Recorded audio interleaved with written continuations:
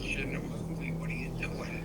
Well, I'm sitting here and I'm thinking about my line. I'm thinking about how perfectly you said it and say, hey, Patrick, you don't have that money in 72 hours. It's gonna be a dead man walking. But he acts like he knows your, like, every move, and he doesn't know that you're the reason I'm there.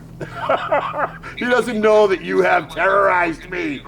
You have terrorized me like the way my brothers would. Like, what the fuck, dude? When are you gonna go take care of this? You know what I mean? Can't go around and steal from you and think they can get away with that.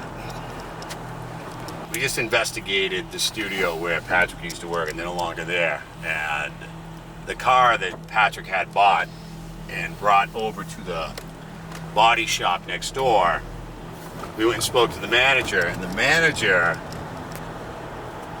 let us know that Club Random Studios, which is Full Circle Studios, they were looking at their cameras and they saw that Patrick was talking to somebody and walked off to the side to have a conversation. So they went over to, so they did go, they did see him on camera, but they weren't able to hear what it is he was saying. And then I actually, to tell you the truth, I zoned out because I was looking at all the Hot Wheels cars on his wall, and it kind of took me out of it, which I should have stayed in it, but I just felt like he wasn't going to give us what we wanted, so I didn't want to press him any harder. I don't know. So check this out. He was supposed to have already given me the money back at that time. He was like in a rush to spend the money before he had to give it back. So he gave back, he went over there on September 24th. So 1 month earlier, on August 23rd, Patrick borrowed $54,000 on a 3-day loan. And less than a month later, so he's 25 days late on a loan, but he's able to come up with $7,000 or so to go pay for a wrap on a Jeep. 7 or 5 grand, I'm not really sure. Because he told us he got an incredible deal, but over there, after interviewing with the manager, we found out that they don't give deals, and he didn't give Patrick a deal because he doesn't care about anything Patrick was selling. You know, the auto body guy, if you know Howie Mandel, he's got really nice cars, okay? And the auto body guy obviously does the work for Howie Mandel.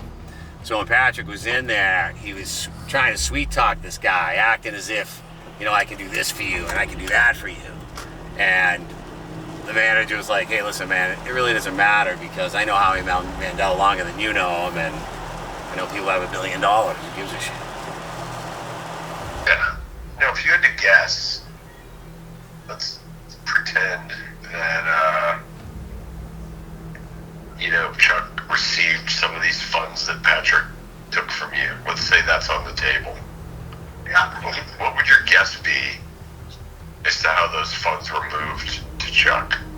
Are they stupid cash, you think? Yeah, I think it was cash, and I bet it'd be half. So it'd be half of 54. So you give him like 20. What 20? So would Patrick would have had to go to the bank though to take that cash out? No, I gave it to him. I gave him cash.